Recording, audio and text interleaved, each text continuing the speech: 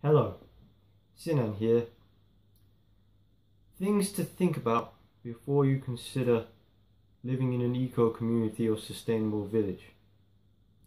Now, if you think of the idea of living in an eco-community or intentional village, you might feel excited and joyful, and it might make you feel happy, and you'll be like, oh, that sounds cool, that sounds interesting. Then if you really think about it long enough, you might be hesitant and start to have a few fears pop up. Some of the fears will be totally invalid, nothing you should concern yourself with. But some of the things you might fear are definitely things you need to address and spend time going over and making sure that you sort out first. The first thing you need to think about is friendships and relationships. Now, many people prioritize this as number one or number two in their life. The most important thing is to find a partner, have kids, settle down, or be around good friends. And just imagining that most people will have that as their number one or number two need, but when they think about eco-communities, they might repress that idea and think it doesn't matter too much. But the truth is that is probably the most important thing for most people, and or one of the most important things. And if you can integrate this need and find a way to make sure that you are able to have those great relationships or friendships, for example, finding places that are guaranteed to help you to meet other people, or having a partner before you go, and finding people who are interested in living this way and talking to them about it, and being honest about what you want out of life, and being confident enough in yourself to say, this is who I am, this is what I value in life, and I'd like if you could join me. If not, then maybe I'll think of someone else. What to think about is where you might like to live. Now, you might think that you can just go to the other side of the world and live in an eco-community and it will be that simple as clicking your fingers. But there are many obstacles to just doing that. First one is visas. You can't just live in another country unless you have a visa. And sure, you can do things that aren't totally legal, but I wouldn't recommend that for anybody. And in order to get a visa in some countries, you'd have to spend a lot of money to buy a house or land, which sort of defeats the objective of living in an intentional community for many people anyway. There are some countries which are quite good for visas, and there are other countries which are more difficult. And countries like Ecuador, for example, you can volunteer in eco-communities for a couple of years and then you might be able to get a visa after that. Other countries like Costa Rica, which are supposed to be very good, require a certain amount of income in order to live there. There are other countries, those countries and other countries in South America that are very interested in preserving nature, respecting nature, passionate, free lifestyle. They call it Pura Vida, where everybody is working, doing something they find enjoyable to some extent, and are also very relaxed while they work. This to me is a great way of life in the country that you're living in, and many countries really love the idea of sustainable communities. Other countries such as Scandinavian countries, Norway I've been to, where you can just go into the forest and camp there if you wanted to, and nobody would say anything because it's just part of the society that people can use nature to spend time there and live there if they wanted to. And these countries that really respect nature and the lifestyle of freedom are countries more worth considering more than countries which don't really respect this kind of lifestyle. Other places like Portugal, Spain, maybe a few places in India like Oroville, maybe a few places in Asia that I haven't been to or heard of, could be great places to consider living. But apart from that, it might be quite difficult to just go to another country straight away.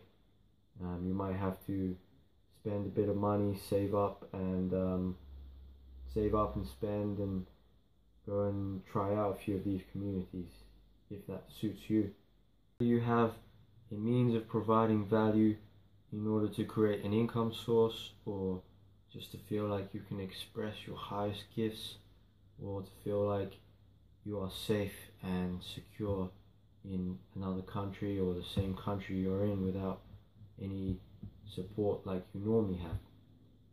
Many people think that because it's an eco-community, you should be totally comfortable with the idea of not having any income coming in. And while there is some truth there and faith is great, I can tell you from experience that you might start to worry without any good sources of potential income, either in that eco-community or in society at large. So before going to an eco-community or intentional village, if you can learn a skill that would be well valued in the country or in the eco-community that you're thinking of living in. Some skills might be like I'm doing, studying acupressure and herbology and qigong. Other people might want to expand on their knowledge with something else they know a little bit, like yoga or some other healing practices, or building a website, learning internet marketing and business skills. Just something that helps you to feel like you've got more roots and something to offer people, because you might have a lot of half things you can offer, but if you can get one or two things that you can really share to people, then that would help you to develop a bit of safety. And another thing to think of is the ability to consider other options and to be choosing this rather than having no alternative but to live like this. Now, if you are able to feel comfortable living in normal Western society, even just a little bit better, then maybe you will be choosing this from a place of freedom and interest rather than need, which can alleviate some pressure. Other things are to consider different eco-communities in different places, or perhaps one day different eco-communities can be somewhat connected to each other. This will help to alleviate pressure from the idea that you have no other choice. Another thing to consider is the idea of equality for everybody living in that country. Now, a lot of people know about the effect of tourism on a indigenous population. So, for example, a country might have indigenous tribes, and those indigenous tribes have been destroyed in many ways, and then those people who were previously living in those tribes would then be helping the Westerners to provide the capitalist lifestyle as tourist owners, or providing jobs as waiters or something like this. And then in that same country, someone might have an eco-community there, whereas the locals can't have an eco-community there. And little things like that, they bother me a bit, because I think that everybody with a certain desire and certain values and interests and things to offer should be allowed to or able to live in an eco-village or eco-community, and that living in an eco-community which is segregating based on how much money you have, it doesn't really scream that it's very just and fair. But I can see many ways that people might consider it fair, because everyone is free to create their own kind of community, and that's okay. But you might not find that this annoys you or something worth considering now, but if you give it 5 or 10 years, you might start to see these things, and it definitely will be something you might think about if you make friends with the locals. And that's something to consider: what kind of eco-community or village, or where are you living, and how does this affect your feeling that you're being just. To think about is how integrated will you be, or will the eco-community or sustainable village be with society at large. I think that in many countries, eco-communities, intentional villages are not necessarily disliked, but not overly welcomed. And in order to integrate better, they can sort of dress their village up as a small business of some sort, or some kind of gardening project, or even a charity, though I don't know how that would work, and even an artistic showcase of natural buildings or something. And this is a way to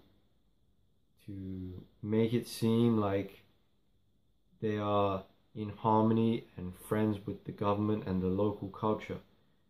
How far is the community or intentional village away from the city, or away from friends and family, maybe? And it's something to think about, because you might think that you don't really care about how integrated you are with the culture, with normal society, but it might be something that bothers you later on for whatever reason.